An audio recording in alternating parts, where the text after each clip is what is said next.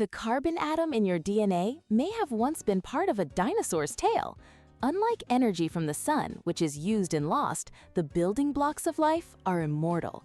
They're constantly recycled in endless loops called biogeochemical cycles, processes involving biology, geology, and chemistry.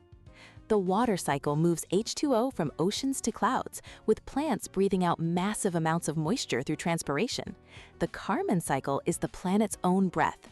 Plants inhale the CO2 we exhale, but we are short-circuiting this by burning fossil fuels, releasing millions of years of stored carbon all at once, driving global warming.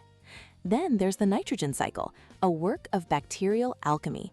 Our air is nearly 80% nitrogen, but it's locked, unusable. Specialized bacteria are the only key. They fix it into a form plants can absorb, feeding the entire food web.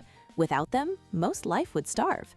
The phosphorus cycle is different. It's the slow one, moving not through the air, but through the very rocks beneath our feet as they weather away. But these systems are fragile. When we use too much fertilizer, the excess nitrogen and phosphorus runs off into lakes and oceans. This causes a massive bloom of algae. As the algae die, the bacteria that decompose them use up all the oxygen in the water. This creates vast dead zones where fish and other life suffocate, a process called eutrophication. It's a stark reminder that in nature, there is no such thing as waste. Everything is a resource for something else.